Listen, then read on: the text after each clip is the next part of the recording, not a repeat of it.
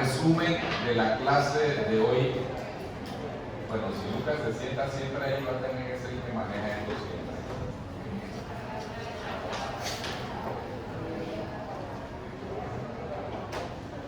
A ver, acá entonces aquí estoy armado ahora sí con la lista. Giselle Forbes, porque hoy, ahorita que lo quiero conocer. Giselle, ¿revisaste la clase de hoy? ¿Sí? Los artículos revisaste. ¿De qué se trata la clase? Las complicaciones quirúrgicas. ¿De cuántos tipos hay? Perdón, que la ayude otra compañera. Sofía, ayúdala. Allá lo dice. Excelente. ¿Y la otra parte de la clase cuál es, doctora? Y pausa quirúrgica. Esta clase era larguísima, me llevaba casi 4 horas. Ahorita lo vamos a hacer sencillo, ¿ok? Vamos a primero darle el resumen de lo más importante con algunos casos y el Ateneo, y después vemos todo lo demás. Es decir, que nos vamos a demorar menos de 1 hora. Siguiente. Este tablero está como mal aquí. Bueno, lo importante es definir qué es una complicación quirúrgica. Como ven, es todo evento adverso no deseado que ocurre como consecuencia del acto quirúrgico. Como consecuencia del acto quirúrgico. Quiere decir que eso está bien definido, ¿verdad? Puede suceder otras cosas, pero no fueron complicaciones propias del acto quirúrgico, ¿ok?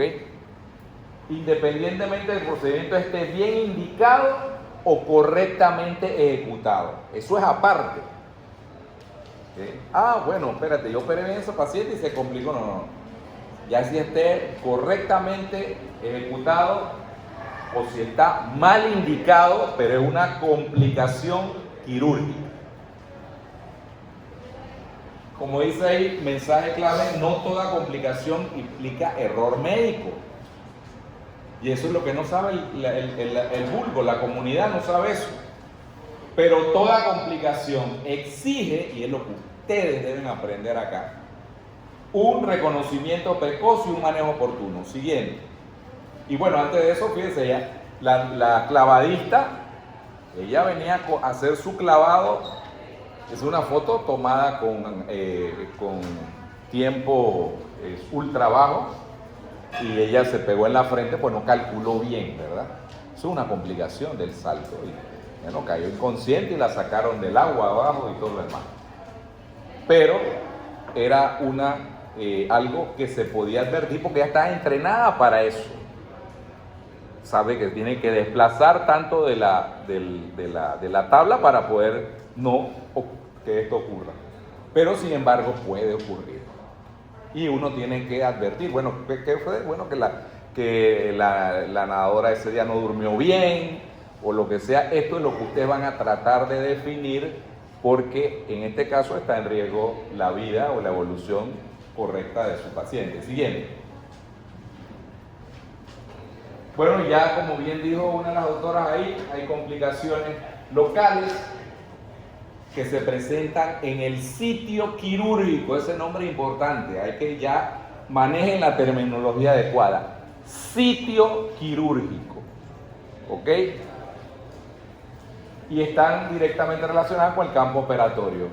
Hay tempranas y hay tardías. Fíjense, las tempranas, obviamente hemorragia, que puede ser primaria dentro del salón de operaciones o secundaria, postoperatoria. Y vienen las otras que más reconocemos. O sea, puede ser que el sangrado, si tiene un drenaje, usted lo vea y lo advierta. Pero puede ser que no esté sangrando y no moje el apósito. Pero cuando usted quita el apósito a los 3 días es que tiene un hematoma. O sea que sí sangró, pero que no sangró a los apósitos. El seroma, también, que es algo diferente. El hematoma es sangre y el seroma es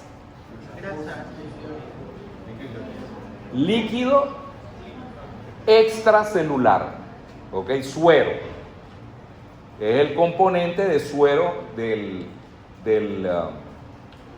ustedes llegaron a centrifugar la sangre en su laboratorio, ¿verdad?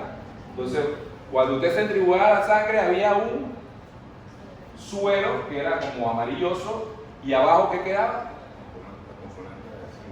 Ajá, que básicamente el más importante es, y eso corresponde a él, y eso corresponde a, en la ley de Poiseuille de los fluidos, ¿qué tiene diferente el agua con la sangre? La densidad es el rho, ¿verdad? Que tiene un índice, ¿verdad? ¿Y cuál es el índice suyo, de su líquido, de su sangre, de su plasma? Ya lo dijiste todo, nada más que sigue afinando. El hematocrito, 34%, y esa es la resistencia. O sea, si por tu sangre, por tu vena corre agua, no tuviera ninguna resistencia, el fluido fuera, como dice la ley de Poiseuille, fuera laminar. Pero no es eso, es sangre.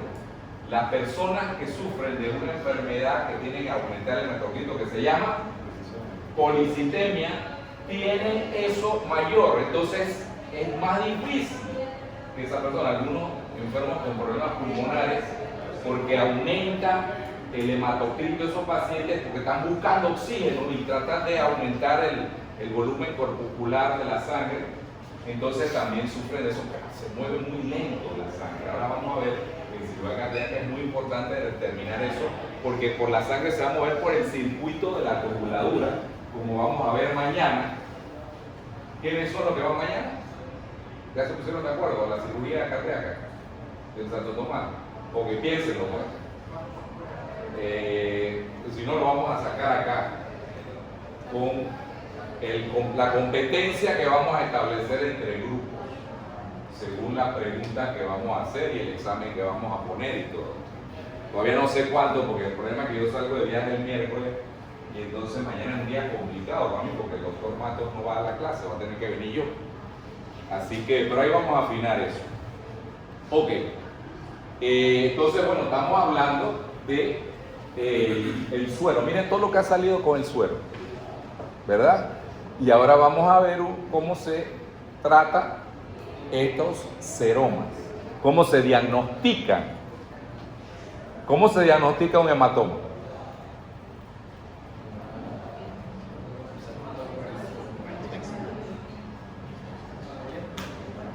¿Cómo se llama eso? Ok, vamos a verlo. En esa diapositiva tiene mucha información. Bueno, infección del sitio quirúrgico, esa clase se la va a dar el doctor Vega. Dehiscencia de sutura o dehiscencia, que cuando es el clásica es abdominal, y tienen que diferenciar, si vieron el artículo, entre qué cosas.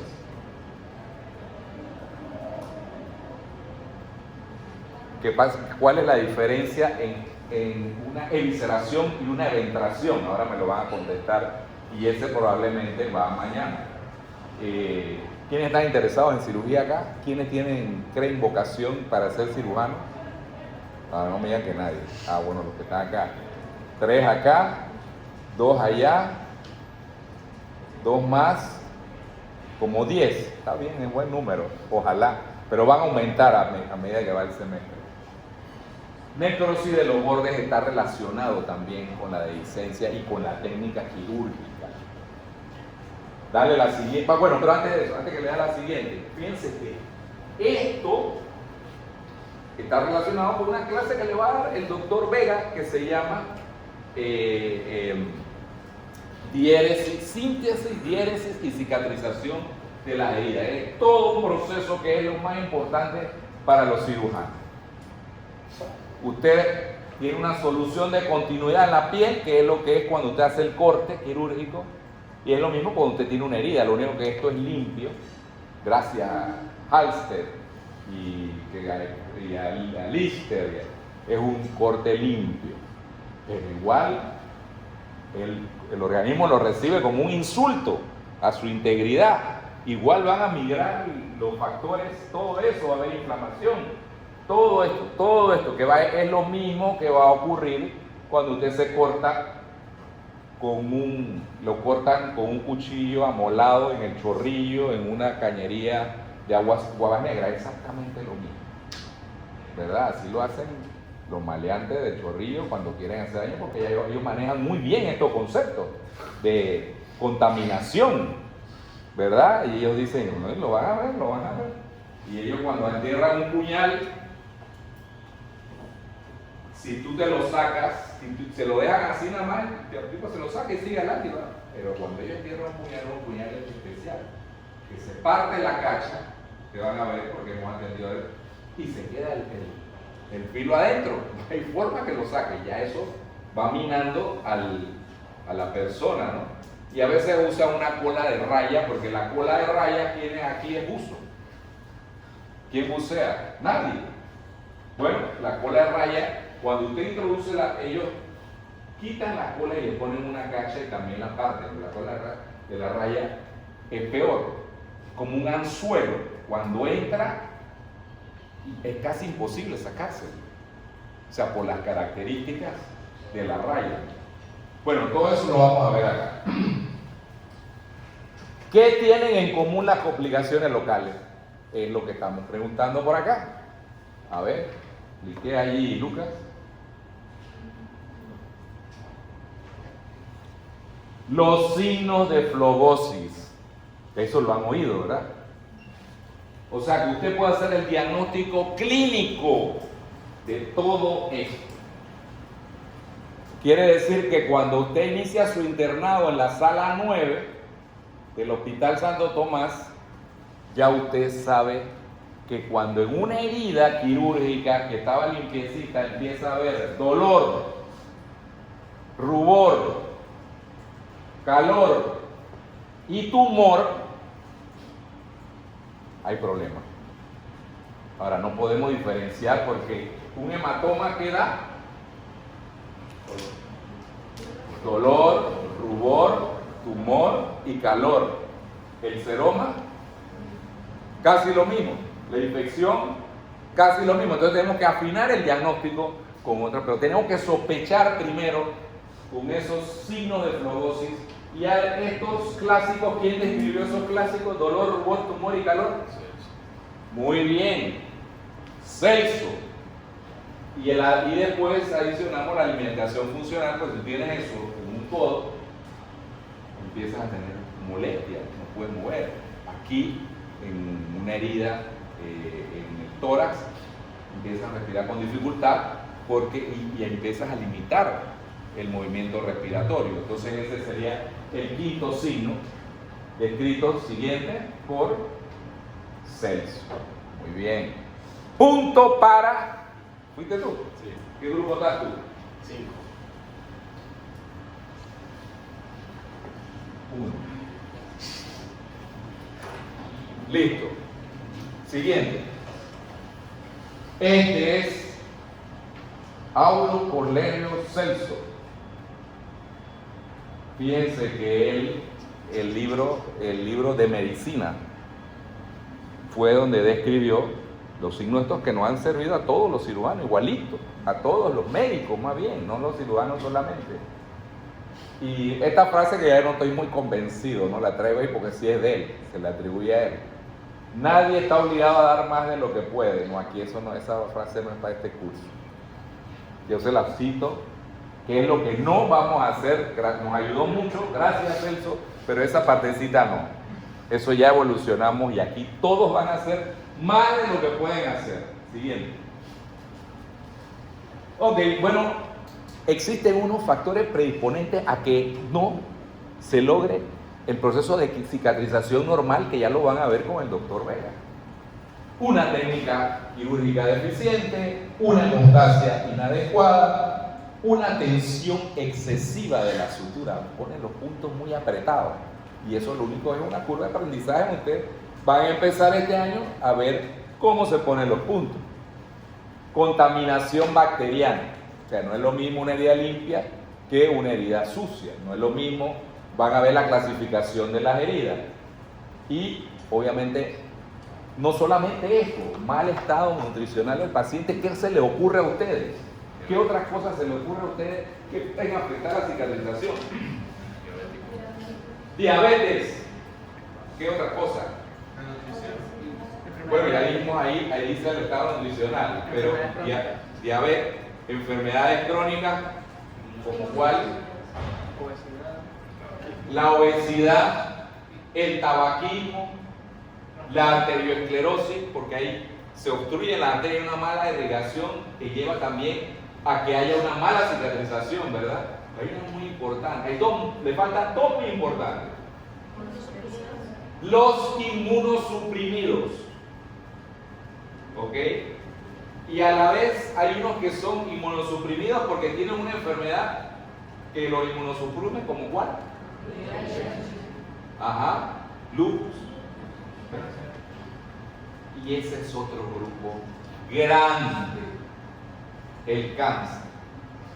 ¿Ok? El cáncer, todo paciente con cáncer hay que sospechar que va a evolucionar o una posible evolución mala de su proceso de cicatrización. Pero acuérdense que hay inmunosuprimidos por su enfermedad, pero hay otros inmunosuprimidos, que son ¿cuáles? Los que están en tratamiento. ¿Allí qué número? ¿De qué grupo? E3. E3. ¿Cómo es los nombres de los grupos? Ese es signo de Rossi. ¿Signo? De Rossi.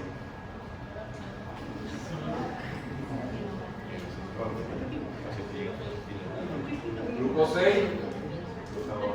¿Verdad? Vital, Gustavo, Nelson, Collado. 5. Pinogana. Oh. No hay forma de perder. 2. No tienen todavía. 1. 4. Bueno, vayan pensando. Muy bien. Siguiente. Esto es importante. No se lo voy a dar porque es que antes decían, doctor, pues quedan dos cosas. Bueno, esto se lo tienen que preguntar al doctor Vega.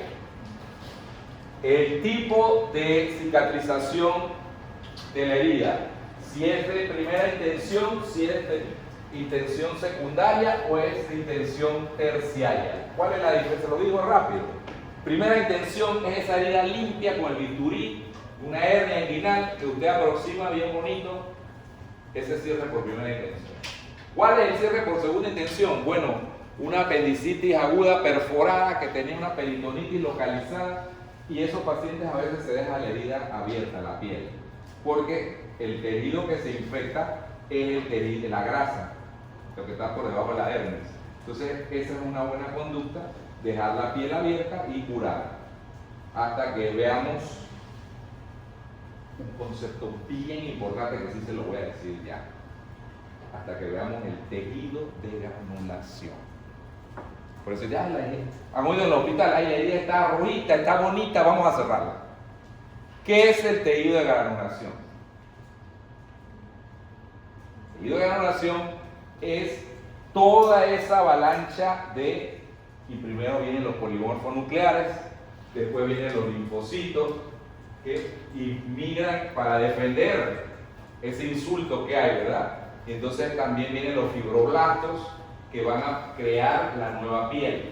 Nosotros no tenemos una generación como, ¿cuál es qué animal? Si tú le cortas la cola regenera la lagartija, no tenemos eso. Pero el organismo trata de hacer lo mejor posible, ¿verdad? Y hay a veces que esa cicatrización se va exagerada. ¿Como qué casos? El queloide, esos son los fibroblastos que sí, o sea, reciben la señal de actuar, pero no reciben la señal de parar. Y siguen, el paciente sigue con la herida roja y sigue con el queloide ahí, ¿verdad? Ok, entonces, si la herida está sucia, se deja abierta y empieza a producirse el tejido de granulación. Hay heridas, por ejemplo en la mano, que usted le da una quemadura eléctrica en la mano, ahí lo van a ver, se deja granular por segunda intención, porque no hay forma de aproximar el punto. Si le aproxima el punto, quita movilidad a los dedos, ¿ok? Esa es, el cierre ocurre por segunda intención. Y el tercera intención es, ok, el del apéndice que le dije. ¿Por qué razón? Porque usted no le va a dejar la grasa afuera ahí. Entonces ya cuando usted ve tejido de granulación, usted cierra la piel. ¿Se entendió? Perfecto. Sigue. Ya dimos esa clase, entonces ya la consideramos por ahí. Complicaciones locales tardías, aparecen semanas o meses después. ¿Cuáles son?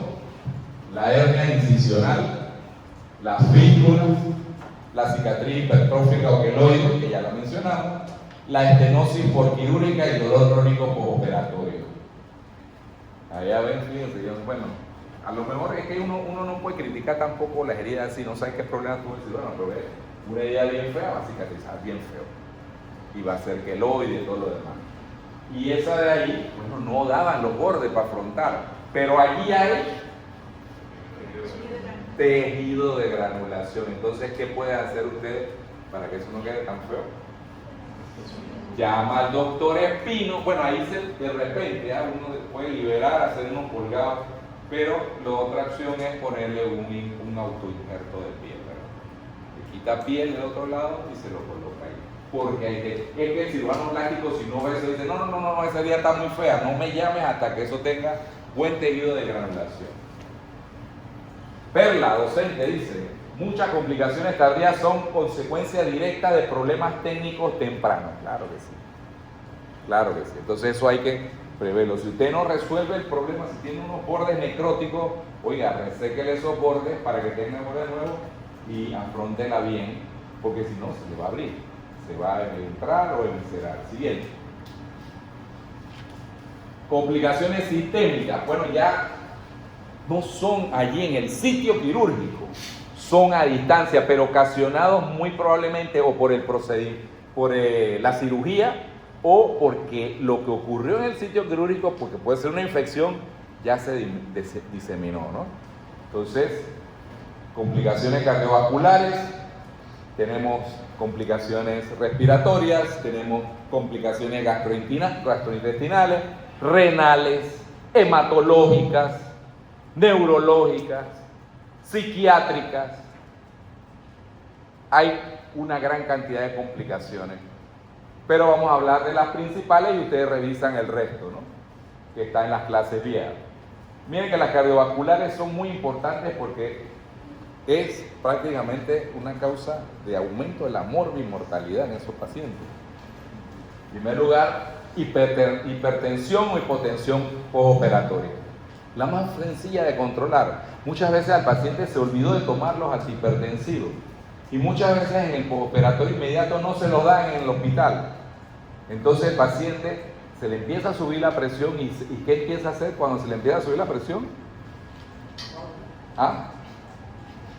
Empieza a sangrar y nos ponemos bravos los cirujanos con los intensivistas. Y yo, ven acá, pero ¿cómo me tiene este paciente con esa presión si lo acabo de operar, brother? O sea, manténle una... Sí, dígase al doctor Matos para que vea. Él lo entiende bien porque como él es cirujano, él sí lo entiende. Pero hay algunos intensivistas que no lo entienden. Y es causa inclusive de dolor. Un paciente con hipertensión tiene más dolor de la herida y todo lo demás. Arritmia, ¿qué hay allá abajo? Infarto agudo del miocardio, ¿qué hay ahí? Ajá, ¿qué hay entonces? Un infarto en evolución, ¿verdad? Depende del tiempo, depende de las enzimas, depende de... Todos esos conceptos los tienen que tener claros acá, porque se los van a tener preguntas de eso. Dice, productor, ese curso no es de cardiología, sí, pero está relacionado. Todo está relacionado en este curso. Y acá, ¿qué vemos? ¿Okay? Dos etapas de la misma enfermedad. ¿Dónde son más frecuentes? Para punto allá, ¿dónde son más frecuentes las trombosis venosa profunda?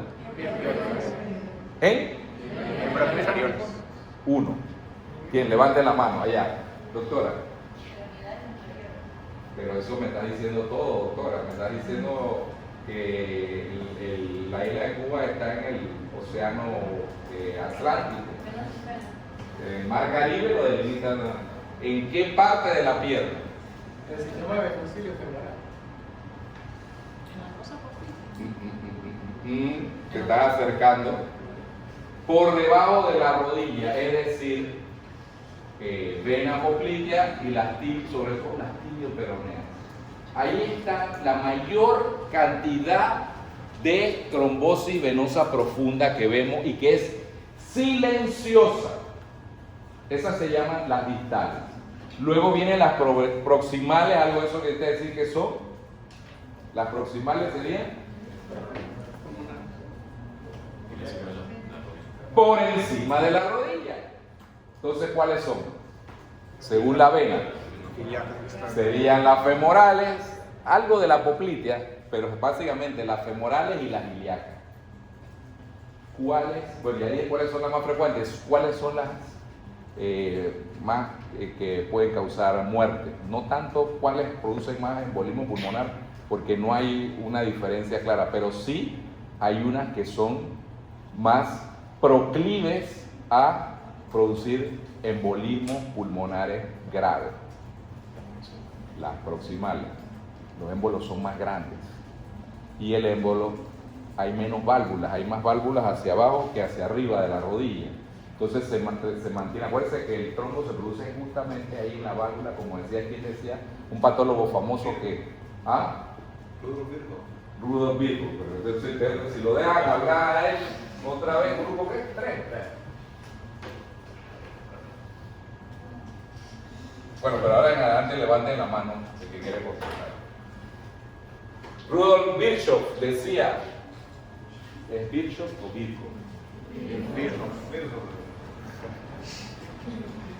Bueno, ¿qué decía él? ¿Cuáles son los 3 principios? A ver, lesiones endoteliales, coagulabilidad y estación. Exactamente. ¿Qué grupo?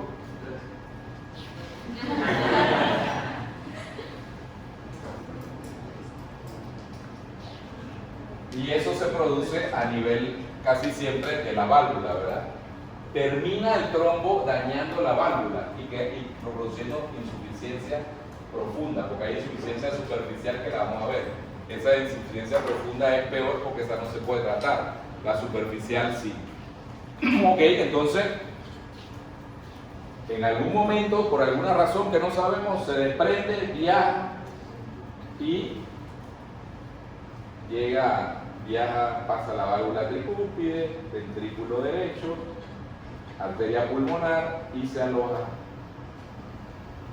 en la pulmonar y se produce entonces el tromboembolismo pulmonar o embolismo pulmonar, la fase 2 de la enfermedad. Eso lleva a producir ¿qué cosa? ¿Qué es lo que está pasando? O sea, fisiopatológicamente, este trombo se puso aquí, fíjense, aquí, esta está libre, tapa esta y esta. Un infarto pulmonar, pero no levantaste la mano, no hagas trampa. Un infarto pulmonar, entonces no hay relación ventilación-perfusión, porque no hay perfusión. Acuérdense que son las unidades, ¿no? Bien ventiladas, bien perfundidas. Las bien ventiladas, bien perfundidas están en el medio. Las bien ventiladas, mal perfundidas están en el ápice. Y las mal ventiladas, bien perfundidas están en la base. ¿Se acuerdan de eso? Bueno, pues eso es importante. Ahora, cuando usted vaya a ver pacientes con cirugía pulmonar, tienen que tener esos conceptos claros. Entonces, bueno, se produce un infarto. Fíjense que lo único que salva prácticamente cuántos lóbulos tiene el pulmón derecho. 3. Así, aquí está afectado lóbulo medio y lóbulo inferior. Solamente el lóbulo superior se salva, que este paciente va a tener una severo. Y el más severo de todos, ¿cuál es? De los embolismos pulmonares, que lo diagnostican los patólogos. El que se pone aquí, se enclava aquí, se queda aquí, se llama silla de montar.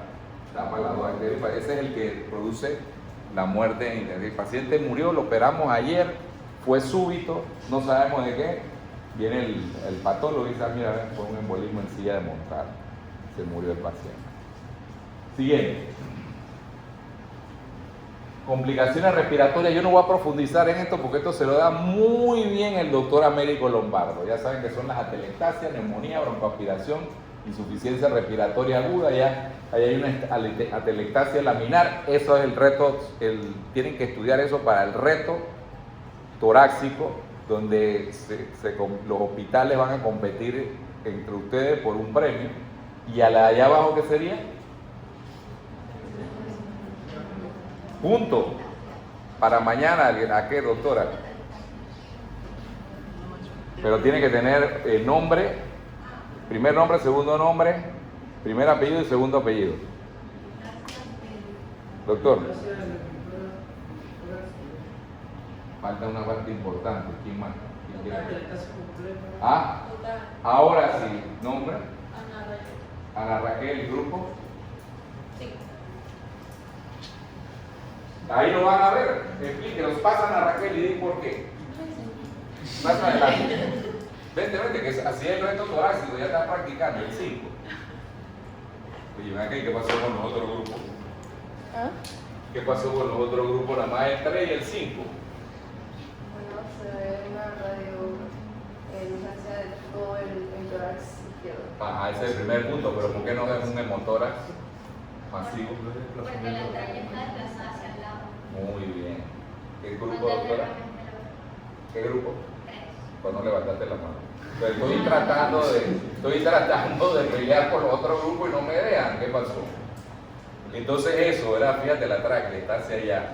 ¿Qué más está hacia allá? El corazón. ¿Ven? Que es una telestasia.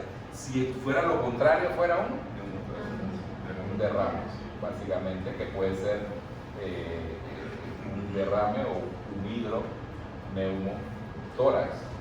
Exactamente, porque puede tener varios componentes. Eso lo vamos a ver en el reto. Muy bien, doctora, muy bien, muy bien. Muy bien. Viste que tenía que venir acá adelante. Voy a hacer el micrófono. Siguiente. Complicaciones infecciosas sistémicas, sepsis, choque séptico, falla orgánica múltiple. Ya estos pacientes nos han encapado las manos, ¿verdad? O sea, nos descuidamos al principio. Una herida infectada, en una gangrena. Aquí dentro entran las gangrenas gaseosas, entran las gangrenas de las piernas, entra microorganismos que van invadiendo rápidamente al paciente, que muchas veces si es inmunosuprimido o tiene arteriosclerosis, no tiene buena irrigación, entonces se pierde rápido si uno no sospecha. Mensaje clave: cirujano no solo opera órganos, opera paciente completo. A veces por estar mirando, oye, le operé una uña allá abajo, no sé qué, pero cada vez se infecta más y no sabe qué, y el paciente está haciendo una sepsis, porque eso que está infectado está comprometiendo el resto de la economía del individuo, ¿no? Siguiente. Bueno, riesgo quirúrgico es lo que ven allá. ¿Cómo se llama ese? ¿Quién aquí es español, de ascendencia española? Oye, aquí hace calor, ¿o son ideas mías? Está caliente. ¿Y qué les dijo este muchacho? Que ya están encendidos los dos aires. Bueno, esos son los picadores, pero este no es un picador. El picador tiene, acuérdense que el picador en la corrida de toros lleva una protección el caballo. En este deporte no lleva ninguna protección el caballo. El toro, el arte, ¿has visto esto? El arte es que el toro, bueno, voy a traerle un video. El arte es que el toro llegue a 1 milímetro del caballo y el caballo inmediatamente se retira y el toro nunca lo puede ver. ¿No han visto eso? Es un deporte fenomenal. Investíguenlo para que vean. Entonces, eso es el riesgo quirúrgico, ¿no? Nosotros, cuando hacemos algo de tipo quirúrgico, muchas veces cruzamos los límites de verdad, porque queremos salvar a nuestro paciente. Y como dice ahí la definición, es la probabilidad de que un paciente presente complicaciones durante o después de una cirugía. ¿Qué factores determinan el riesgo? Bueno, cada vez operamos pacientes. Antes decíamos, bueno, ese paciente lo operamos viejo a los 70, hace mucho tiempo. Después a los 80, ahora operamos pacientes a los 90. ¿Por qué? Porque la tecnología y la dedicación, sobre todo, porque yo digo, cuando dice la tecnología, no, la dedicación de los médicos ha hecho que cada vez se puedan rescatar pacientes más longevos, ¿verdad? Y que vivan más años. edad extrema, enfermedades crónicas, diabetes, cardiopatía, EPOC, estado nutricional, obesidad o desnutrición y tabaquismo. Siguiente. Factores del procedimiento, el tipo de cirugía. Si es una cirugía menor, como van a ver mañana, pues generalmente esas no tienen complicaciones. Si es mayor, hay más riesgo. La duración del acto quirúrgico, definitivamente. Una cirugía que dura 12 horas, muchas veces se va a complicar. Cirugía electiva versus de urgencia, obviamente las cirugías más de mayor riesgo son las de urgencia. El grado de contaminación, no es lo mismo operar una apendicitis flegmonosa, se la va a dar el doctor Lindsay, que una apendicitis perforada, gangrenada con peritonitis. Se dilató mucho el tiempo en diagnosticar la apendicitis y ya el caso está muy complejo. Y el paciente se muere con una apendicitis que no ha sido diagnosticada a tiempo, que le dan medicamentos para el dolor, etcétera, etcétera. Cuando hay un mal manejo, eso pues lleva a una muerte. Y eso es grado de contaminación, ¿verdad? El grado de contaminación cuando se perfora la apendicitis se eleva exponencialmente a medida que pasan las horas o los días. Factores del equipo quirúrgico, experiencia del cirujano, bueno, no es lo mismo que yo operé cuando llegué aquí en el 1992, ahorita sí voy a una cirugía, ¿verdad? Tengo 30 y pico años de experiencia, o sea, ya si se me muere un paciente por las mismas cosas que se morían hace 34 años, entonces es que yo no aprendí nada. O sea, quiere decir que ya hay una curva de aprendizaje que se ha superpuesto y eso incide en el riesgo quirúrgico. Comunicación del equipo, equipos que están bien engrasados. ¿Okay? Esa es la diferencia entre los hospitales de afuera y acá. No logramos lograr esa conexión entre todos los actores. Si no entra y dice, yo soy el que le salvé, no, usted no puede hacer eso con el personal, porque entonces inclusive más que cuidando los honores del paciente, que se lleva todos los honores el doctor, ¿no? Cuando usted sale de una cirugía, ustedes van a ver y decimos gracias a todos los que están ahí, hasta el que barre el quirófano, que es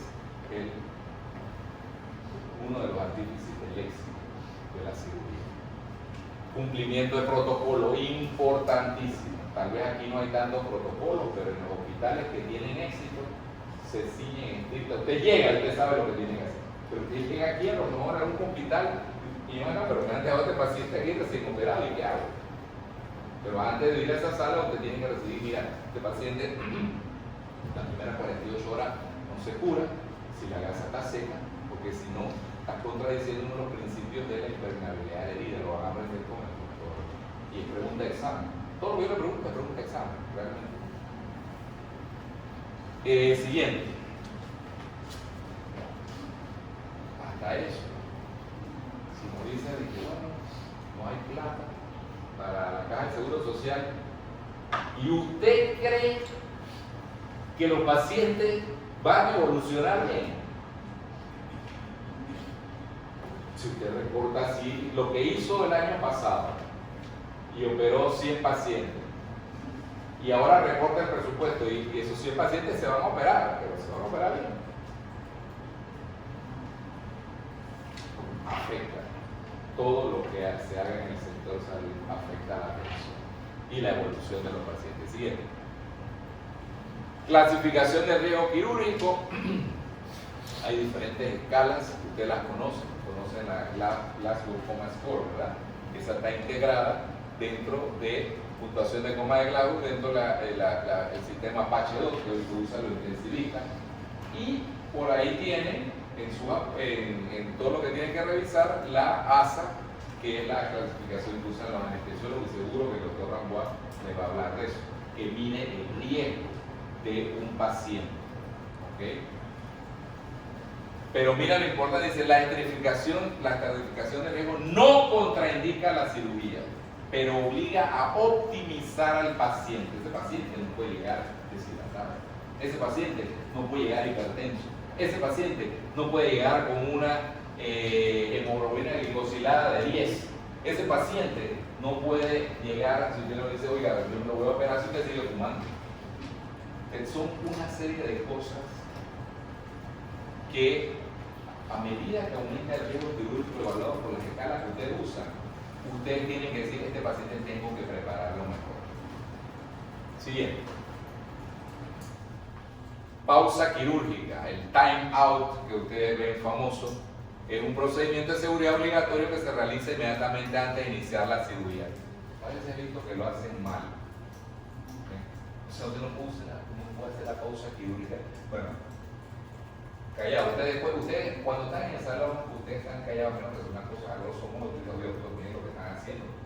Que están metiendo un enema rectal a este paciente y te va a hacer una cirugía de corazón. Y digo, avísenme de eso, de una vez. Pero hay ciertas cosas que usted las ve, después las comentamos acá, doctor, esto está bien hecho, y yo digo, no, está bien hecho. O sea, la pausa quirúrgica no se hace cuando el paciente está dormido, porque el paciente es el primer factor importante de la pausa quirúrgica.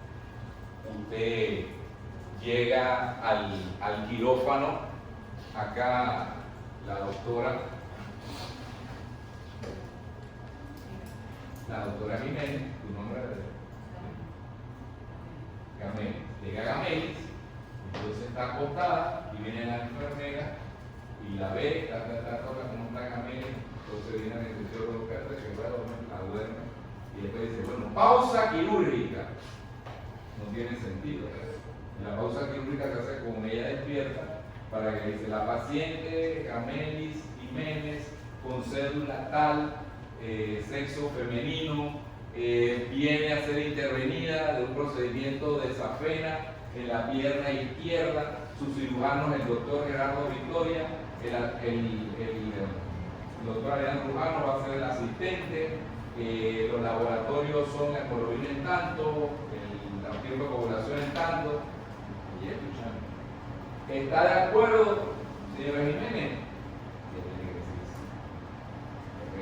Porque ahí como van a ver, o sea, en una de las prácticas no era el lado correcto, no era la paciente correcta, pero eso ocurrió también en hospitales de alto nivel, y ellos fueron los que nos trajeron esto, porque la mayor cantidad de muertes que ocurre es por este tipo de equivocación, sobre todo la administración de medicamentos. Esto no se da solamente acá, esto se da cuando el paciente le administran medicamentos equivocados.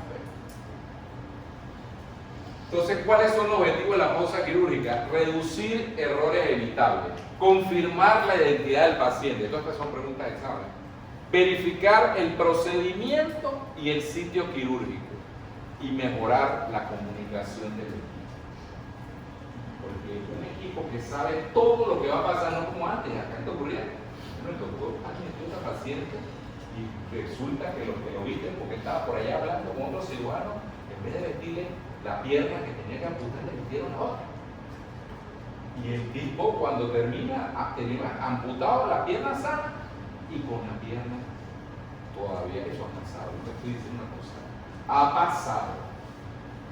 Entonces, no había comunicación en el equipo, como el cirujano era todopoderoso, él lo que metía y hacía, eso era lo que se hacía, y nadie en el equipo podía protestar porque nadie sabía qué estaba pasando.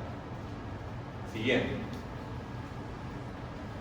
Elementos que deben confirmarse: el nombre del paciente, el procedimiento a realizar, el sitio quirúrgico correcto, el consentimiento informado. Dicho sea de paso, porque es de la clase de mañana, no hagan, bueno, el que vaya a ser dermatólogo va a extraer piezas, va a traer piel, va a traer biopsia de piel. Si es hematólogo va a hacer función de médula ósea, lo que sea. Que usted tiene que estar tucho en el consentimiento informado, que es ley de la República. Usted tiene que revisar en Gaceta qué dice ese documento, ¿verdad? Y aplicarlo a su práctica. Ya hay instituciones que lo tienen. Nosotros van como 10 hojas del consentimiento, porque tantas cosas que pueden pasar, ¿verdad? Y usted tiene que habérselo explicado al paciente y él tiene que firmar, y con un testigo. Entonces, que el consentimiento informado es muy importante. Profilaxis antibiótica, definitivamente. Y eso lo van a ver en la clase del doctor Vega, cuando vean qué es la profilaxis antibiótica, qué cirugía necesitan según la clasificación de las heridas. Disponibilidad de material y sangre. Bueno, aquí entran, por ejemplo, los testigos de Jehová. Imagínense, si el tipo era testigo de Jehová y dice, yo no quiero sangre, y alguien no comunicó eso y se le pone sangre, ya tienen una demanda, ¿verdad? Ya tenemos una demanda por una tontería, ¿verdad? Riesgos específicos del paciente. Frase clave, la pausa quirúrgica no retrasa. Vamos rápido, vamos rápido. Un cirujano ignorante.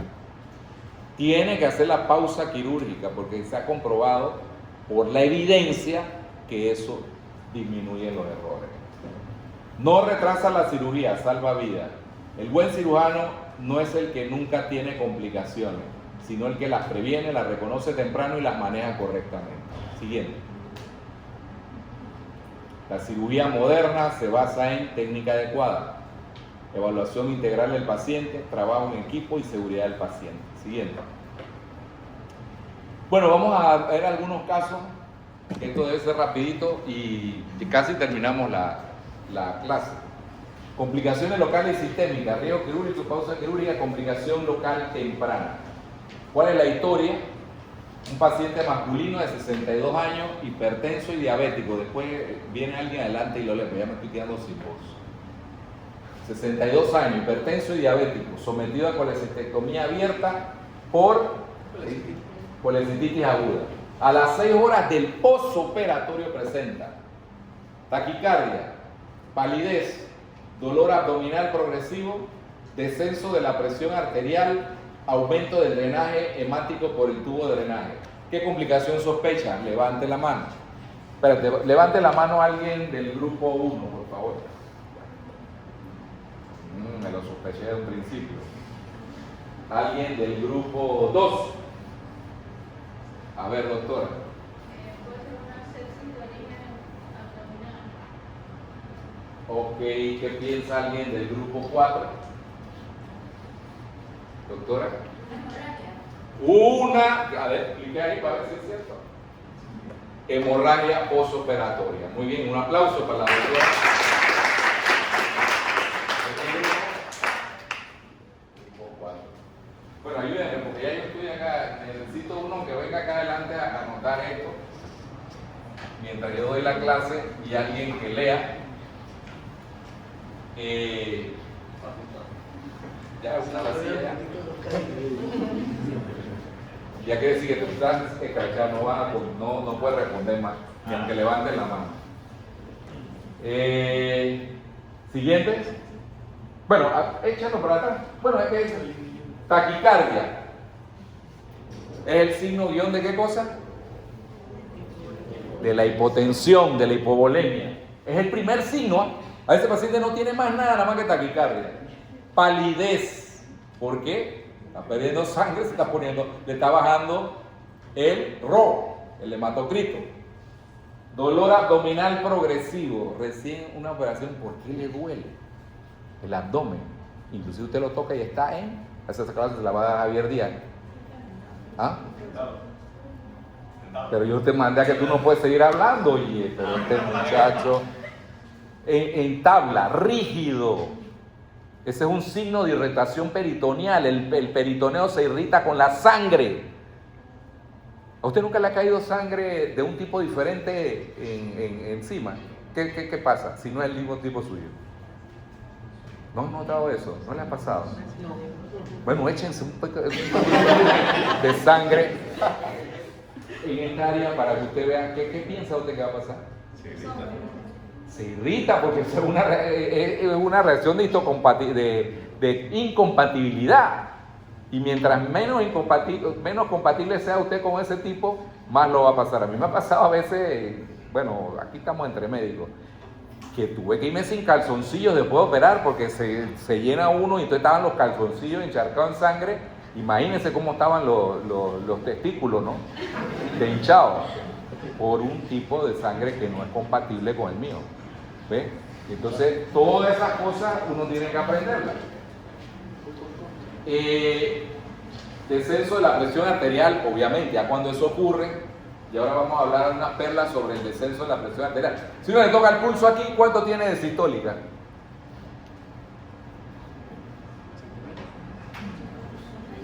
Perdón, de media. Vamos a, es sistólica. Bueno, si lo tocas a nivel femoral, aquí. Entonces, si lo tocas aquí a nivel radial. Si ya tú tienes, si tú tienes 100, lo puedes tocar acá. Si tienes 90, lo puedes tocar acá. Pero si el paciente baja de 80, nada más lo puedes tocar acá. Por eso la primera vez que usted ve un paciente, tú vas directo acá, tú no vas aquí. No, porque este es el que está más cercano al corazón, ¿verdad? El pulso carotidio. Esas son unas perlas que la deben tener en la clase. Ahí revisen la clase para que vean que ahí está. Ok.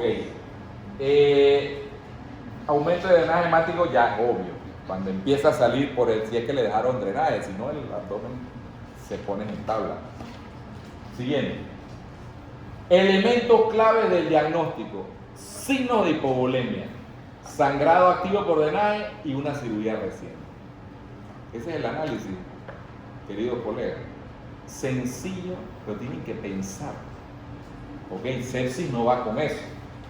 Conducta correcta. Evaluación hemodinámica inmediata. Laboratorio, hemoglobina, hematocrito, coagulación, porque puede ser también, no que ¿qué usted piensa que puede ser? ¿Cuáles son las dos cosas, los dos lados que puede ocurrir? Imputable al cirujano.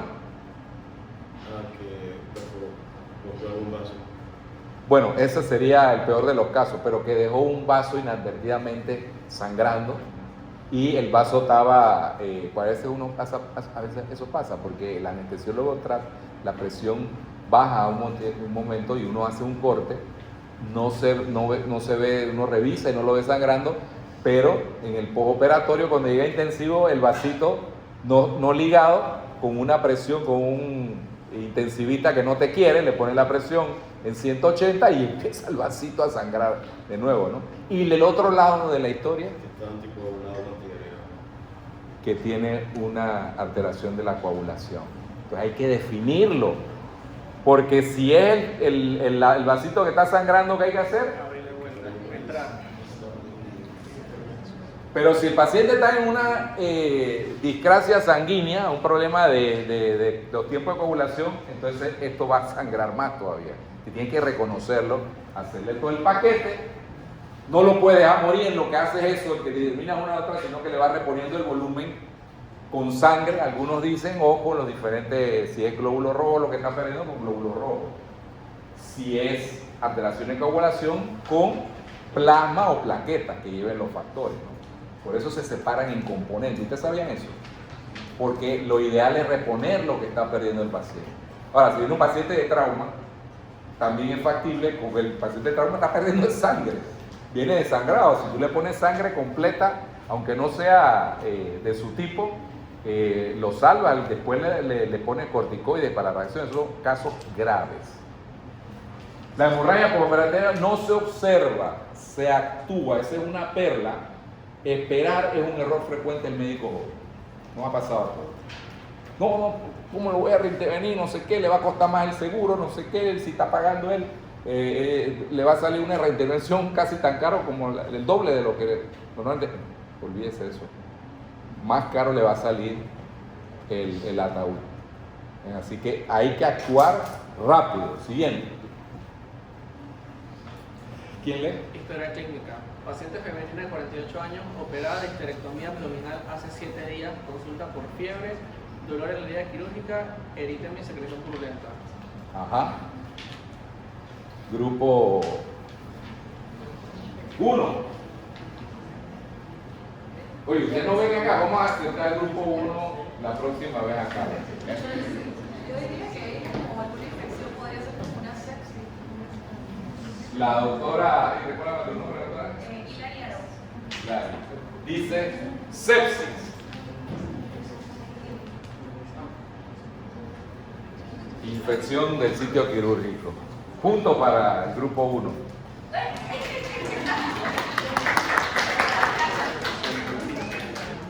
Factores predisponentes. Bueno, una cirugía abdominal. Hay una posible contaminación. En ginecología eso no es tan, es bastante frecuente. Y la diabetes no controlada. Acuérdense que ¿qué responde? Eso lo saben ustedes mejor. ¿Qué es lo que responden muy mal los diabéticos? A las infecciones por ¿Ah? ¿Qué tipo de gérmenes? Los encapsulados. No responden bien ellos a eso. Entonces, de una vez, la infección se desboca, ¿verdad? ¿Qué, Lucas? Grupo 2. Al fin. ¡Wow!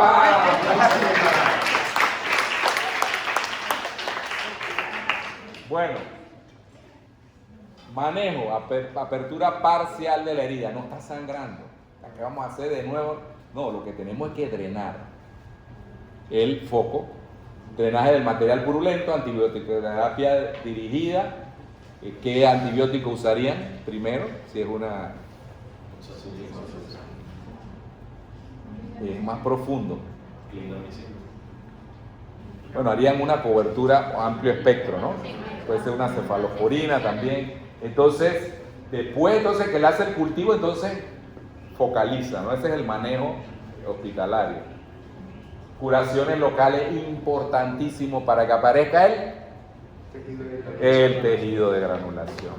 Herida infectada se drena, no se tapa con antibióticos. Si usted no hace todo lo demás, los antibióticos es por gusto. Siguiente. Bueno, ya. Esa es la clasificación de las heridas: herida limpia contaminada, herida sucia o infectada. La herida limpia es la clásica ejemplo de la hernia inguinal. No tiene contaminación con ninguna cavidad. La limpia contaminada, el ejemplo clásico es la cirugía de vesícula, porque usted de todas maneras corta el cístico. ¿Sí? La herida contaminada es aquella, por ejemplo, cirugía limpia de colon, por ejemplo, como usted hace una resección anatomósis de un tumor. ¿Sí? Y la herida sucia o infectada, ¿qué ejemplo sería? La apendicitis que tuvo ruptura y se Exactamente, doctora, ¿qué grupo? Sí. Diga su número. Gabriela. ¿Gabriela qué? Romero. Punto para el grupo 6. Ya no lo dijo correcto, debería ser 2 puntos. De arriba a abajo, lo dijo correcto. Ese es el ejemplo clásico de la peritonitis que ya, y qué profilaxis le pone a usted. Si me contesta esa, le pongo 3 puntos ahí. ¿Quién sabe? Profilaxia antibiótica. Ajá. Metronidazol. ¿Quién sabe? ¿Quién? No se le pone profilaxis porque esa herida ya está sucia o infectada, ya se le da un tratamiento, ¿ok? Las otras sí es profilaxis. Esa ya está establecida una peritonitis, ¿ok? Y las otras sí dependen de la herida limpia. ¿La herida limpia se da profilaxis? No se le da, está limpia. Debe cicatrizar sin ningún problema. La herida limpia contaminada, buscando cubrir qué germen. No, todos son el Staphylococcus aureus. Escherichia coli, que es el germen que está en la vesícula. ¿Ve? Entonces le dan tratamiento a eso. Y la contaminada, el que le dimos que es colon. Anaerobio, Escherichia coli también, pero esa la cobertura es un poquito más complicada, ¿verdad? Acuérdense de todas maneras, para que usted no pueda operar un colon que no está preparado. Usted le pone la limonada purgante, los enemas evacuantes, porque trata de quitar toda esa suciedad, pero aún así, usted abre el colon por más limpio que tenga. tiene germen, entonces tiene que darle profilaxis con ese tipo de antibióticos que curan eso. Preguntas. Doctor. ¿En heridas limpias no se debería dar antibiótico-terapia clínica? En medicina siempre hay situaciones que son que tú puedes actuar dependiendo de tu sentido común y la evidencia, ¿no? Una hernia es muy difícil que te acepte a alguien que le pongas antibióticos. Pero hay casos muy importantes, ahora que hiciste la pregunta, ¿qué casos ustedes creen que las heridas son limpias y hay que darle profilaxis antibiótica? Prótesis, implante. Prótesis, implante, ¿qué grupo? ¿Qué nombre? Ya está. Ah, bueno, el grupo se llama Santo. ¿Cómo? Santo. Santo. Ok. O sea, si yo, bueno, mañana es un caso muy bonito. Lo iba a operar yo, pero yo no quiero operarlo y dejarlo e irme al día siguiente. Es una paciente femenina, diabética, que tuvo un infarto agudo del miocardio, necrosis del músculo, y entonces tuvo una CIB post-infarto. Se fue el tabique, hizo un pequeño neuromita, por ahí ahora le presento, yo creo que tengo ahí la... Y entonces los cirujanos van mañana a corregir la CIB, a eliminar el aneurisma y a ponerle un bypass a la descendente anterior con una mascarilla. Ese es el caso mío, muy grave, no es fácil. La señora es diabética, es nefrópata, la han hecho diálisis, pero bueno, ya se le preguntó a ella y la decisión de todo es que sí se beneficiaría si la cirugía es exitosa. Pero un paciente de alto riesgo. Bueno, la prótesis, si fuera un reemplazo valvular mitral, esa paciente se le va a poner un parche para cerrar la CIB, profilaxis antibiótica. Si vamos a poner una válvula cardíaca, profilaxis antibiótica. Cuando el doctor Saldaña me puso la prótesis de rodilla, profilaxis antibiótica. ¿Por qué?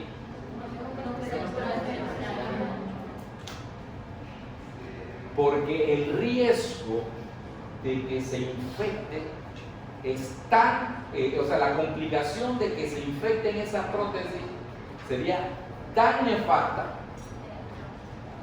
que mejor es cubrir. No se justifica no cubrirlo. Ustedes saben que se infecta una prótesis cardíaca, una mediastinitis, una casi que se muere. Si se infecta una prótesis de rodilla o de cadera, hay que sacarle la prótesis y dejar al paciente en la cama hasta que se cure la infección y después volver a operar para ponerle otra prótesis. Es grave. Póngase a pensar si fuera usted que le pasara eso.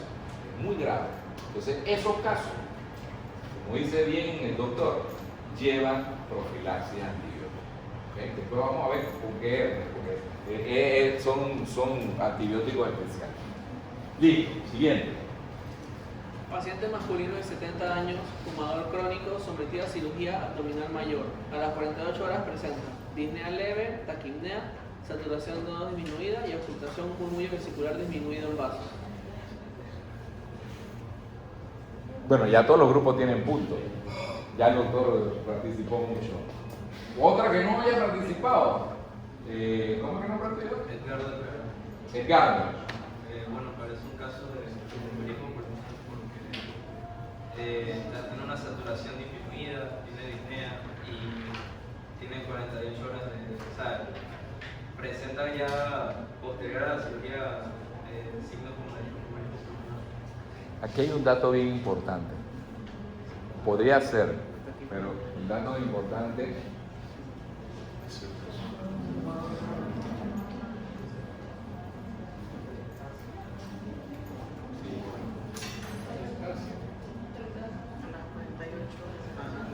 esos dos datos, ¿qué dicen? Doctora, una telectasia, a ver, descubre Lucas. Atelectasia postoperatoria es la complicación más frecuente en el postoperatorio. Siguiente. Muy bien. ¿Qué grupo? Grupo 3. Punto para el grupo 3. Siguiente. Perdón, ahí está. Causa dolor postoperatorio. Claro, el paciente no le controlan el dolor y está ahí en la cama y dice, la respiración, ¿cómo debe ser? ¿Abdominal o torácica? Masculino es más abdominal, ¿verdad? La mujer es más torácica. Pero la buena respiración, tanto en hombres como mujeres, se mueven ambos, ¿no? Entonces, el paciente que empieza a hacer,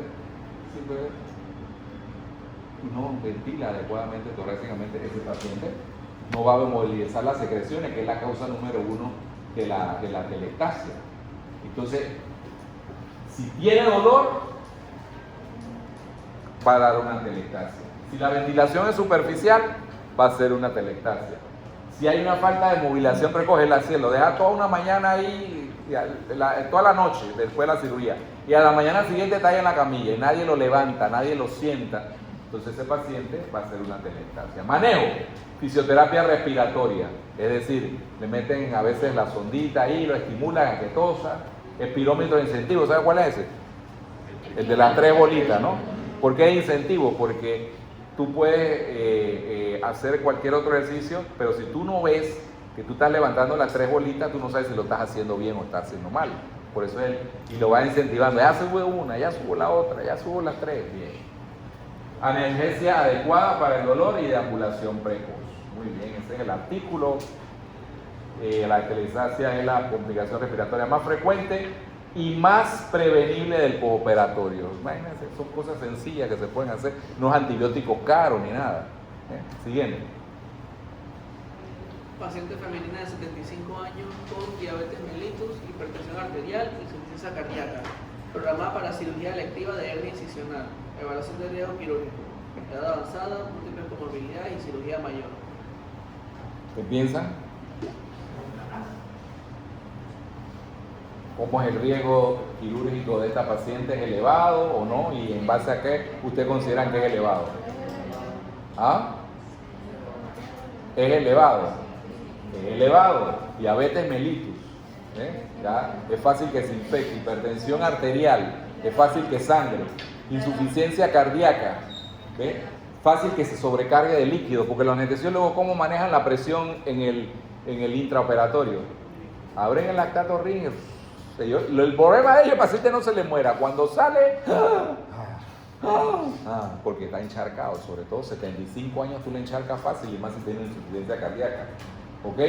El riesgo está medido por la edad avanzada, por las múltiples comorbilidades y por la cirugía mayor. ¿Ves qué fácil es? Pero usted tiene que hacer ese análisis cada vez que tienen un paciente enfrente. Siguiente. Conducta correcta. ¿Cuál sería? La cirugía electiva se programa, no se improvisa, y optimizar al paciente es parte del acto quirúrgico. A ver, descubre ahí cuál es la conducta quirúrgica. Optimización médica preoperatoria. ¿Ok? Los antihipertensivos y que el paciente tenga, si es diabética, ¿qué cosa?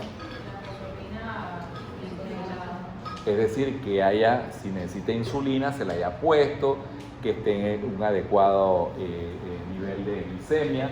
La valoración quirúrgica, pues tiene una insuficiencia cardíaca, el control glicémico estricto, eso es lo que usan en el postoperatorio, el esquema de insulina según glicemia, glicosuria, ¿no? No, glicemia, según la función del dedito. Plan anestésico adecuado, ¿por qué razón? Porque muchos, y lo van a ver del doctor Ramboa, de los anestésicos deprimen más la función cardíaca. ¿Ok? Entonces hay que vigilar. Y como dice la doctora, cirugía electiva se programa, no se improvisa.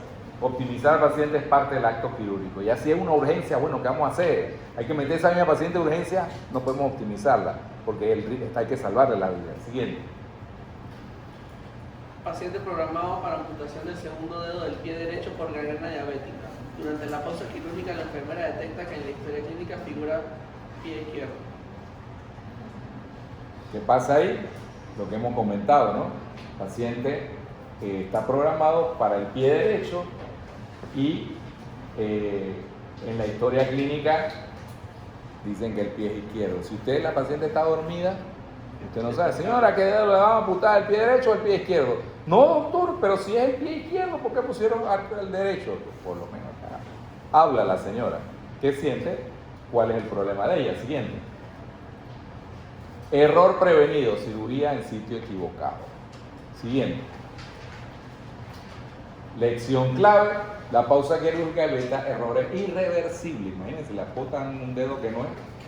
Total, todo el equipo es responsable, cualquiera puede y debe detener el procedimiento, muy importante, hasta el estudiante. En quirófano no hay jerarquías para la seguridad del paciente. Mensaje final, las complicaciones existen, el riesgo quirúrgico se evalúa y se reduce La pausa quirúrgica salva vidas. El cirujano que reconoce una complicación a tiempo es mejor que el que presume no tenerla. Todos los cirujanos tenemos complicaciones. Y el que, como decía un adagio de los cirujanos, el que no tiene las complicaciones es porque no opera. Siguiente. Ateneo quirúrgico. Vamos a una fase más elevada. A ver, léalo ahí. Presentación del caso. Paciente masculino de 68 años, diabético, hipertenso, sometido a cirugía abdominal mayor, una reacción intestinal. En el postoperatorio inmediato presenta taquicardia persistente, oliguria, dolor abdominal progresivo, drenaje con contenido hemático y leucocitosis. ¿Qué piensan? Cualquiera. Puede ser hemorragia postoperatoria, puede ser que el paciente esté sangrando y está produciéndose shock, pero fíjense que hay leucocitosis también. Podría ser una sepsis también. Acuérdense que el shock séptico tiene los dos componentes de tipo hipovolémico y el... ¿Cuántos tipos de shock hay? Básicamente el shock hipovolémico, el shock cardiogénico, el neurogénico, que es distributivo. Entonces el shock séptico tiene ambos componentes, porque la sepsis se liberan unos factores que deprimen el miocardio por las bacterias y otros factores que también abren los esfínteres arteriolares capilares y el paciente se choca por el shock séptico. Siguiente. Identificación del problema. Estamos frente a una evolución postoperatoria normal. Adelante. Respuesta esperada, no. Esa no es la evolución que nosotros esperamos. Y allá les doy esta tablita, esta es una perla. ¿Cuál es la evolución postoperatoria normal de la cirugía? Bueno, si es una cirugía menor, se da alta precoz, ¿verdad? Al día 1. Si es una cirugía más complicada, cirugía mayor, más o menos el alta se le da al sexto día. Y si una cirugía agresiva, como a los 10 días, dependiendo de la intensidad de la cirugía. ¿Qué cosas hacemos nosotros según los tiempos? Por ejemplo, el primer día hay que levantar al paciente. ¿Para qué? Para prevenir el embolismo pulmonar, para prevenir la atelectasia. Retirar puntos, bueno, dependiendo del tipo de cirugía, mayor a los 6 días, agresiva a los 10 días. Inicio de dieta, dependiendo de la cirugía, si es gástrica, si no es gástrica, como la cirugía cardíaca, le damos al día siguiente. Retirar fluidos cuando empieza a comer, retirar la sonda más o menos al tercer día. Esto es la evolución normal. Cualquier cosa que se salga de eso ya son complicaciones. Siguiente. Razonamiento. El postoperatorio inmediato debe ser hemodinámicamente estable. Cualquier anomalía en la estabilidad hemodinámica es que no es un postoperatorio normal. La presencia de taquicardia, oliguria y sangrado es patológica hasta demostrar lo contrario. Miren esa combinación. Esa combinación es mortal. Siguiente. Diagnóstico diferencial, ¿cuál sería? Dale, a ver, cliquealo ahí para ver. Hemorragia postoperatoria, sepsia abdominal precoz, falla multiorgánica incipiente. Ya están se comprometiendo varios órganos, eso lo van a ver un link del doctor Mato, y ya están pensando, solito, en una sola clase ya están pensando como cirujanos, como intensivistas, como anestesiólogos. Perla del Ateneo. En cirugía el diagnóstico diferencial siempre incluye sangrado e infección. ¿Ok? Si el internista aquí no hubiera sacado nada de eso, que está sentado ahí, ¿qué será? ¿Será que tiene una hemoglobinopatía, no sé qué, SS, no sé? No. El cirujano va directo, digo, cuando tú tienes una enfermedad grave, busquen al mejor intensivista, ¿verdad? Al mejor internista. Pero cuando tú tienes algo agudo, búscate al mejor cirujano porque va a pensar rápido que voy a abrir este paciente está sangrando. ¿Ok? Sangrado e infección van siempre de la mano con complicación. Siguiente. Complicación, a ver, siga leyendo. Complicación local versus sistémica. Análisis. La hemorragia es una complicación local, la oliguria y taquicardia son manifestaciones sistémicas. No se actuó sobre esto, que era local, y ya se complicó sistémico. ¿Concepto? Concepto clave. Una complicación local mal manejada progresa rápidamente a una sistémica. Siguiente. Conducta inicial correcta. Pregunta docente. ¿Cuál es la prioridad? Descúbrelo ahí. Sencillo. Siguiente. Medidas inmediatas. Vía venosa central, cristaloide, hemoderivados, control de signos vitales y laboratorios urgentes. Esto se lo tienen que aprender. Esto es lo que salva la vida. No el llegar a diagnóstico, ¿qué es lo que está pasando? No. Esto es lo que va a pasar la vida, el manejo. Pues si tú te pones a pensar, no, es que será esto, será lo otro, se muere el paciente. Pero si tú mientras estás pensando eso, le pusiste la vía venosa central, le cruzaste sangre, le empezaste cristaloide, le pusiste un monitor, pues esta paciente está grave, vamos a ponerle un monitor porque yo no puedo estar tomando la presión a cada rato, y el monitor tú ves a cada rato, está bajando, ya está recuperando, está subiendo. Y laboratorio urgente, como cuáles mandarían ustedes. Sencillo, hemograma que te va a decir los leucocitos, si acaso una velocidad de retrosedimentación, los tiempos de coagulación. Siguiente. Pregunta de oro. ¿Imágenes o quirófano? Esto es muy importante. Esta pregunta la van a recibir siempre en todos los exámenes. Desvélalo ahí. Respuesta correcta. Si el paciente está inestable, quirófano. La tomografía no reemplaza la cirugía. Discusión del riesgo quirúrgico. Análisis retrospectivo. Edad avanzada, diabetes, cirugía mayor, probable alto riesgo ASA. Y lo van a ver cuando venga el doctor Ramboa. Ustedes van a clasificar todos estos pacientes según lo que está pasando en riesgo ASA. Y él te dice, ese es un riesgo ASA 4, ya no voy a operar a ese paciente electivo. Bueno, porque es un riesgo muy alto. Prepáralo bien. Lo rechazan. Siguiente. Reflexión del profesor. El riesgo quirúrgico no solo predice complicaciones, obliga a anticiparlas. Siguiente. Rol de la pausa quirúrgica. Pregunta al grupo. ¿La pausa quirúrgica evita este tipo de complicaciones? Por 2 puntos en cada grupos. Quiere decir, esto es como yo perdí. O sea, el grupo 1, grupo 4 tiene 1. El grupo 1, 2. El que más tiene es el grupo 3 que tiene 4. Ok. Con 3 puntos, cualquiera de los grupos puede empatar al grupo 3. A ver. Levanten la mano quien quiera contestar esto. Por 3 puntos. A ver, doctor. Sí evita ese tipo de complicaciones. Ok, sí evita. No lo evita. No lo evita. No lo evita. ¿Alguien más quiere opinar? A ver, develemos el telón. No directamente, pero mejora la comunicación, anticipa los riesgos, reduce errores técnicos y de equipo. Sobre todo yo diría esto, ¿ves?